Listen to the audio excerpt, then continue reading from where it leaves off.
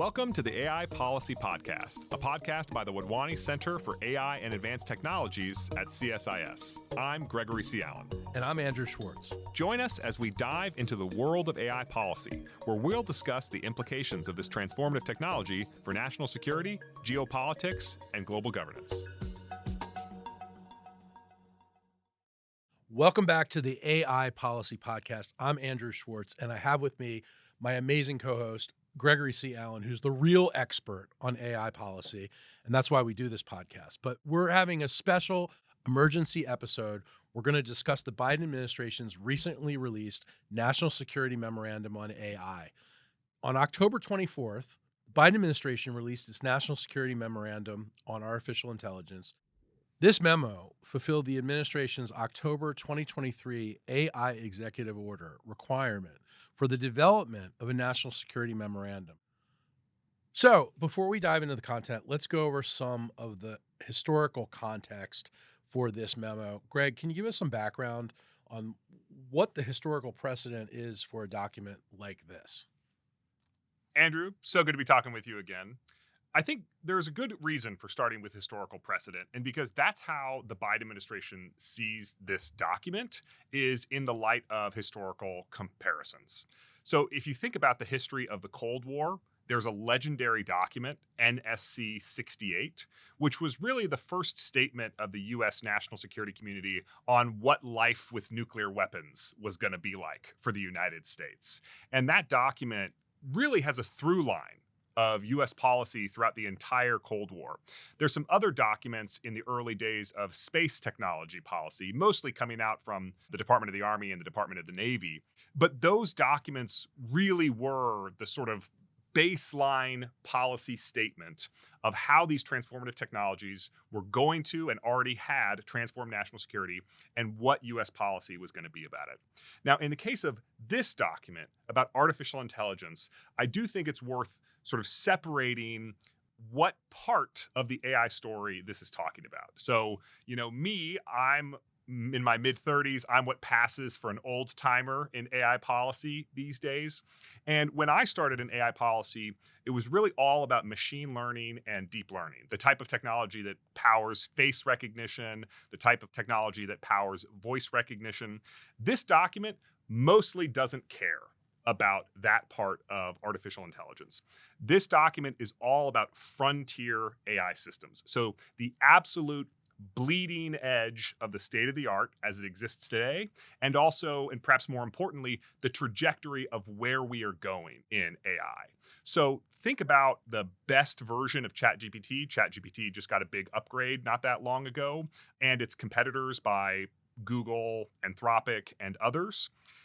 This document sees that technology, frontier AI, increasingly general AI systems, as a transformative national security technology on a par with the nuclear revolution, on a par with the space revolution. And the US government is looking to make big, big moves with that in mind. So, Greg, who is this document actually for? It's primarily unclassified. Why is that? Well, just going back to my own time in the Department of Defense, there was a unclassified DoD AI strategy, and there was also a classified DoD AI strategy. And I will tell you, a lot of people read the unclassified one, and even people who had security clearances didn't always know there was a classified one. Interesting. So even just speaking to your own government, there's a great virtue in having a lot of this be unclassified. But I will say there are multiple audiences that the Biden administration is trying to speak to simultaneously. And you do that when you have an unclassified document. You have a very high profile release for this document. So let's think about who they're talking to. I mean, I can imagine the people in Seattle and in the Bay Area are scouring this thing today. Indeed. And that's why we have this podcast to help them and others. It's their cliff notes. Indeed. So there's multiple audiences for this. I do think the first and foremost audience is the people who are executing the work of the United States government. This is a statement of policy. It gives specific directions. It gives specific tasks that agencies are required to complete by certain deadlines. And this is meant to be the high-level guidance for what the U.S. is trying to achieve and the basic steps that they're going to take in order to achieve it. So that's the first audience. The second audience, I think, is U.S. allies.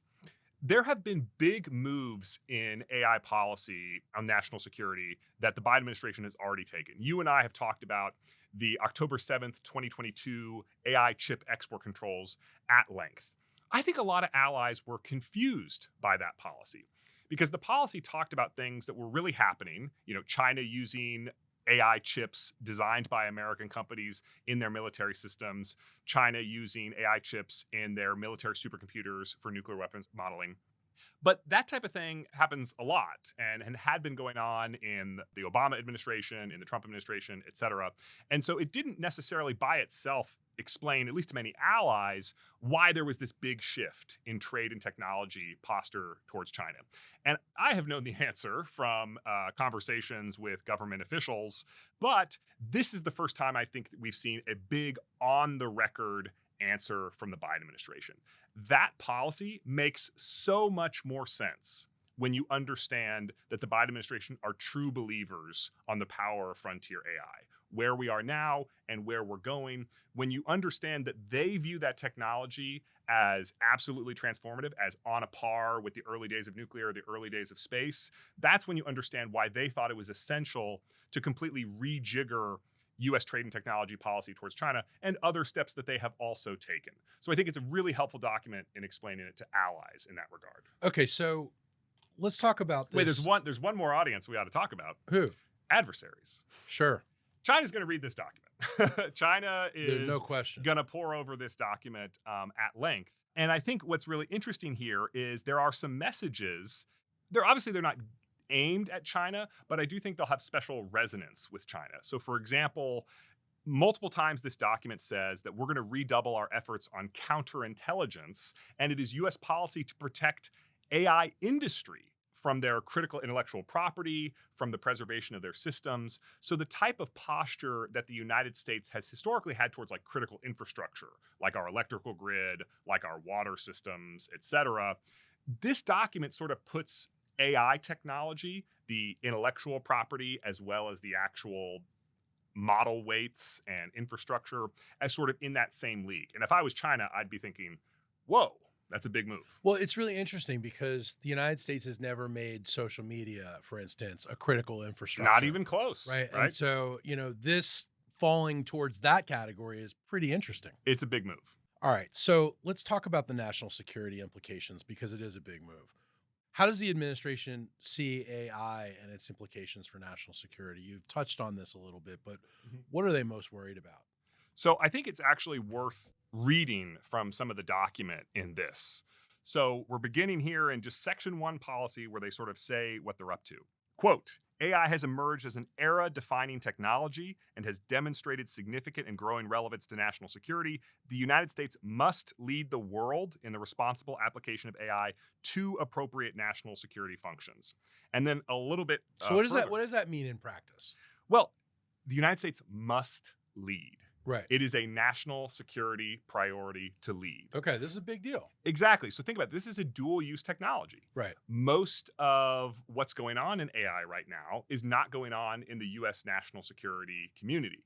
But because the dual-use implications of this technology are so profound for national security, the United States now has it as a official national security priority to lead in this technology. All right, so give me an example of that. What is a dual use thing that is a real, implication for national security? Well, I think what's interesting, this is a national security document. There's an immigration policy section. There's an industrial policy section. And this is what I mean. When they say that leadership in AI is a national security priority, but it's a dual use technology, then there's all of these sort of policy mechanisms that you wouldn't normally say fall in the national security bucket are suddenly in a national security memorandum. And it's not because the Biden administration is confused. It's because they see these are the stakes we're playing with, and these are the sources of competitive advantage. And if we're not willing to do what it takes to move on these things, then we're not going to win. I think about, for example, in Washington, D.C., we're constantly talking about the Sputnik moment, right? Yeah. This period of time when the Soviet Union had a demonstrable edge in space technology, and it scared the hell out of basically everyone in the United States of America, because they can launch a satellite, they can launch a nuke. And there was a bunch of really big moves that the US put in place after that. Number one, we created NASA. We created the agency that was the predecessor to DARPA. But my favorite response to Sputnik, and it was absolutely a response to Sputnik, was the National Security Education Act, where we literally massively increased the number of STEM undergraduate degrees and PhDs funded by the US government. And we overhauled science and technology teaching at the high school level nationwide. And that was a national security policy. And again, that wasn't because people were confused or trying to wrap an education policy that people already wanted. No, they were really scared about the Soviet science technological edge. And again, I think we're seeing that echo here. So you're saying we might need, as a country, as a government, to fund AI in this way? Oh yeah, there are big moves in industrial policy that are anticipated here. So, for example, I had the privilege of attending National Security Advisor Jake Sullivan's speech this morning, and one of the things he said that struck me as just incredibly remarkable is, as we all know, modern AI systems, especially frontier AI systems, are really energy intensive. When a company like OpenAI or Microsoft or whoever is thinking about building their next data center, they literally put them next to power stations, and they have to think about, whether or not there's all the electrical connectivity. We have a ton of data stations in Northern Virginia. Yes. And what's so interesting is this memorandum directs all the relevant agencies to work together and come up with what they're going to do that's going to make it easier to develop and build new power stations by reducing the regulatory burden, by reducing the permitting type of burden, and speeding up. Jake Sullivan said that he thought it was plausible that we were going to need to add hundreds of gigawatts to the US electrical grid. The entire US electrical grid is right now 1,250 gigawatts. So he's saying, think about 5 years ago. AI was nothing on the electrical grid 5 years ago. Now Jake Sullivan is talking about a world where by the end of this decade, AI might be something like 25% of the US electrical grid. These are very big industrial policy moves that are being considered. But as with the National Security Education Act, these are industrial policy moves being considered with an explicitly national security justification. So it's not only a national security issue, but it's an energy security issue. Yes, but it's not like the energy security issue that we're familiar with. It's like, are we running out of oil? Can we get oil from countries that we trust? It's an energy security issue that has much more to do with like execution and implementation. Can we actually build power plants fast enough? Can we actually build voltage transformers fast enough? Can we actually hook all this stuff up? Well, good news means there's a lot of jobs. Oh, yeah. Associated with this. Construction is a lovely, lovely way to employ a lot of people very quickly. But right now, bringing a new large power plant onto the US electrical grid, that's an undertaking of many, many years. And what the White House is saying with this document is leadership in AI is critical to national security, and we don't have time to do things the way that we've done them before. Just connecting this to some of the moves that you've seen in the corporate sector, I'm sure you saw that Microsoft is reopening 3 Mile Island. Yes. Right? The nuclear power plant that was shut down after a safety failure in, I think it was the 1970s. Sure. I think that is a important move in terms of, the amount of electricity that facility is going to generate. Yeah, what they're saying is that we need a massive amount of electricity. Yeah. We need clean electricity. Yes. The cleanest is nuclear and renewables. Correct. And renewables are usually intermittent. So if you want something that's going to be nice base load capacity, producing power 24/7, nuclear. So I think the fact that Microsoft chose 3 Mile Island, 3 Mile Island is not going to produce hundreds of gigawatts of electricity. So I think it was much more significant as a symbol of just how committed they were to building all this electrical infrastructure. And, my team, and some other folks from the DC think tank community just got back from a research trip to the UAE. Countries like the UAE are basically going to the largest AI companies around the world and saying, come here, because we have what you need. We have the ability to build a ton of electrical generation capacity and a ton of high quality data centers incredibly quickly. And that does really seem to be the locus of the competition in frontier AI right now. Is the United States okay with that? Having our data companies that are producing AI products there in UAE? Great question. It's quite controversial right now in the U.S. national security community. I think the debate sort of hinges of Well, if we're going to be leaders in AI, that needs to be because our technologies are widely adopted, because we have customers around the world that are sort of fueling the growth of this technology. And the UAE really markets itself as a doorway to the global south. A lot of stuff that goes to India goes through the UAE. A lot of stuff that goes to Africa goes through the UAE. And that's true of both goods and data. So that's one side of the argument, the sort of pro being willing to build a lot in the UAE. On the flip side, there's a lot of concern about securing these types of data centers, right? We don't want to spend $20 billion training the latest, greatest AI model just to have China steal the model weights, in a really easy cyber attack for near nothing in terms of cost. And so some folks will tell you that really the only way that you can secure it is by having it in the United States. In terms of what this document, the AI National Security Memorandum is, I don't know that it necessarily takes a definitive position on this issue. It kind of tries to have it both ways. The number one thing is it unambiguously says that we need to build a ton of AI infrastructure in the United States. So that's why we're adding, again, in Jake Sullivan's, I don't know that he was really being definitive here, but speculating, right, that we might need to build hundreds of gigawatts and add that to the grid just for AI data centers. That's we need to build it here kind of an argument. And that's reflected in this document, that prioritization. At the same time, the document also talks about how we need to have effective partnerships in AI, how we need to have a mechanism whereby our allies and partners can see themselves in this story, that it's not just the United States hogging AI for itself. But I would say the policy guidance on that part of the story is a lot less definitive. It's a lot less clear. More talks about goals, less talks about actions. So, Greg, what are some of your other critical takeaways from this document that we haven't talked about yet? I think there's really three pillars to this document. The first is ensuring that the US continues to lead the world in AI. We've talked about the immigration part of that. We've talked about the energy part of that. There's also a research and development part of that.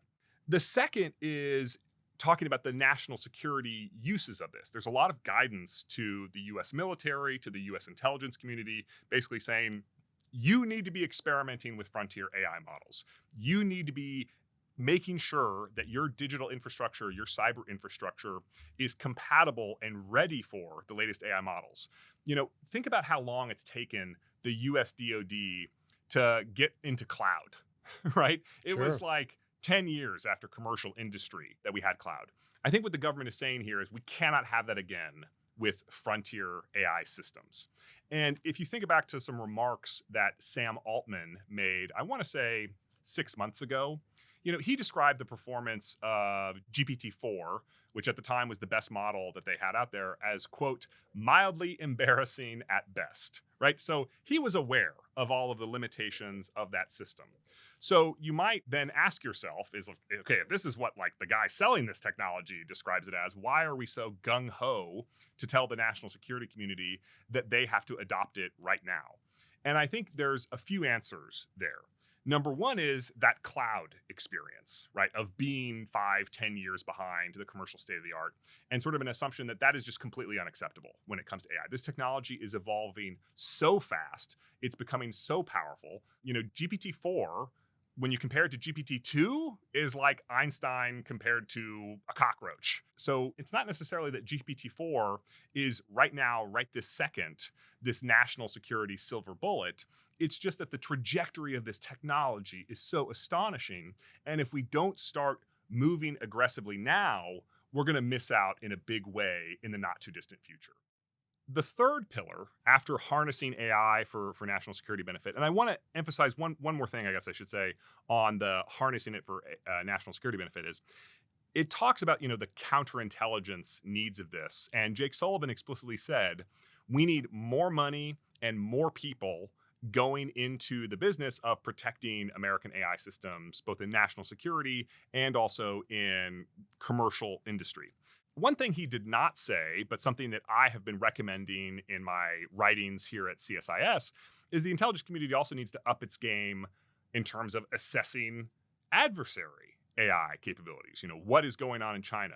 I think about, for example, the fact that Gina Raimondo was surprised by the Huawei smartphone that came out, powered by chips in violation of US export controls during her August 2023 trip to China. Why was she learning about that in China? Why did she not learn about that from the US intelligence community? So that statement is not in this document. Of course, there's another classified version of this document. I have not seen it, but I hope it's talking about, those types of issues. Those really matter. Now, there's a third pillar to this document, and that is governance of AI systems. You might ask yourself, hey, this whole document is basically talking about, pushing the gas pedal down to the floor in terms of accelerating AI. So why is there this other part of the story around governance, which is really associated in some people's minds with slowing things down? Right, regulation. Exactly. A lot of people see it as a synonym for regulation. So the Biden administration and Jake Sullivan in particular anticipate that objection and just completely disagree. And it's not because they say that this governance framework, which is the sort of companion document that came out today, the governance framework for AI and national security, it's not because they're saying that this slowing down is worth taking on just because of, our need to mitigate risk. They actually say that the absence of governance has been a critical driver in not adopting this technology. And here's what they mean by that. Considering, for example, the debate on autonomous weapons, there is a policy on autonomous weapons. It was updated in January 2023, originally came out in 2012.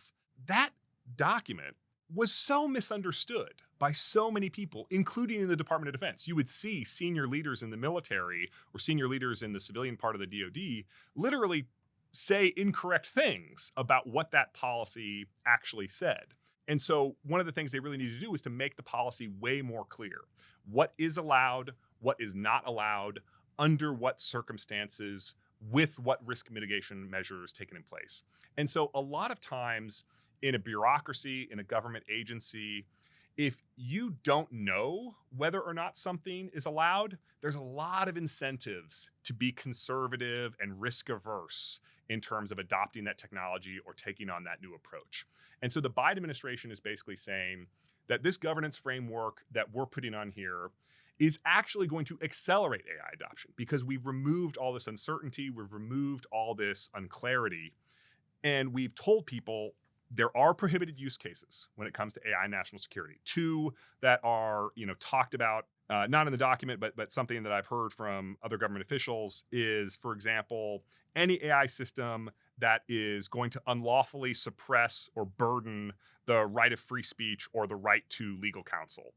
But another thing that's prohibited is getting in the way of the United States president's command and control authority over nuclear weapons, whether to use them or to not use them or to turn them off or anything like that. So there are sort of prohibited use cases.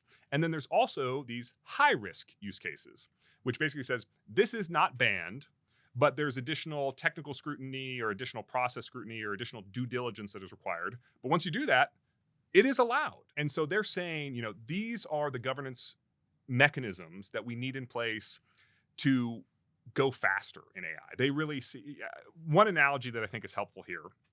I talked earlier about, putting the pedal to the floor on your car. How fast would you drive if you didn't have brakes? Sure, you drive really slow. You drive really slow because you're terrified of crashing all the time. Yeah. And so what they're basically saying is we're putting brakes on the car. Right, because everybody's terrified about this. Exactly. And so by putting brakes on the car, we're giving folks more of the control and clarity that they need to be willing to drive faster. I see. So they see this as accelerating AI. So those are the sort of three pillars of the document and the overall approach. All right, we get that now, but let's talk about what's next. Now that it's been released, what's going to happen or what is supposed to happen? There's a lot of thou shalts. There's a lot of, this organization shall, that organization shall. So, right. This document is about 40 pages long. And for a lot of different agencies in government, they've got a new to-do list. Yeah. This sort of things. One of the things that the White House generally does is, they're not claiming to be experts on every nitty-gritty detail of immigration reform. What they're just saying is, this is our policy. You, DHS, you other agencies, go figure it out how to, make this actually happen at the nitty-gritty level. So you see, for example, within 180 days of this memorandum, the chair of the Council of Economic Advisors shall prepare an analysis of the AI talent market in the United States and overseas. And then, once we understand the talent market, take steps to change how we do immigration policy for those folks who have AI talent, which is a different part of this. The AI Safety Institute, which exists in the Department of Commerce, was already established a while ago. This document sort of constitutes its first official charter. I mean, its roles and responsibilities are defined to a degree of precision that was not previously the case. And so now the AI Safety Institute is on the hook within 180 days to do a lot of red teaming analysis, on a voluntary basis with a lot of the leading AI companies to have the results are there. And they're looking for a lot of national security use cases. One of the things that you see throughout this document is the risk of AI in the domain of biological and chemical weapons. And so what are they thinking about here? The reason why they're concerned is that right now making a biological weapon is kind of hard. You need a lot of expertise, and AIs are purporting to be experts. Sure. And so what if, just as it has great applications for medicine, healthy medicine. Exactly. It's got this. Exactly. And, there's a lot of gene synthesis companies out there who will just make any DNA strand you send them. So that's what they're looking for on a red teaming perspective. There's also a red teaming perspective on, privacy or civil liberties types concerns. But all of that is now tasked out to the AI Safety Institute. There's like a million more taskings we could go through, but suffice it to say, a lot of people have a lot of work in Washington, D.C. now. Greg, finally, we're in election season. We're about 2 weeks out of a very consequential election. How might the upcoming election impact the implementation of this document? Great question, because you might have heard, for those who were listening closely, some of these deadlines were 180 days from now. That's right. We will have a new president 180 that days is from certain. now. That is certain. So the question then becomes, is a Trump administration going to continue all of this action? Is a Harris administration going to continue all of this action? In the case of a Harris administration, Vice President Harris is sort of the unofficial, or at least has served as the AI czar in the Biden administration. And I haven't heard anything coming out of her campaign that suggests there's anything in this document that she would object to. So my sort of base case hypothesis is that all of this goes forward in a Harris administration. In a Trump administration, former President Trump in the Republican Party platform explicitly said he was going to repeal the AI executive order. Well, this memorandum was tasked out in the AI executive order. And there's been folks in Republican policy circles, including Trump himself, who have expressed a lot of skepticism over any effort related to AI governance, because they view it as excessively regulatory and getting in the way of industry innovation, even though literally, a group of 60 AI companies and industry organizations just on October 21st, earlier this week, sent a letter to Congress saying that they wanted action to codify the AI Safety Institute. Yeah, they want to be regulated, and Sam Altman's actually testified to that effect. Well, in the case of the AI Safety Institute, all of that is taking place on a voluntary basis. Right. It does have some implications for like what might happen in a lawsuit, and so there are regulatory implications. But, what the AI Safety Institute is doing is really giving sort of a official government blessing is probably the wrong word, but they're just saying like, this is the guidance for what it means to be a responsible actor in the case of AI safety. Did you do the appropriate due diligence, all that stuff? The testing at this stage is voluntary, but all the companies have said, we want this. Like, it's really helpful to us to have the government as a impartial third-party actor sort of providing the services to us. So that's what I'm sort of coming down on the Trump side of the equation is there's some stuff in here that is obviously what the Trump administration is going to want, right? How do you get rid of red tape in permitting and other stuff to build a ton of power plants? A lot of Trump administration AI policy folks, I think, would be very on board with that.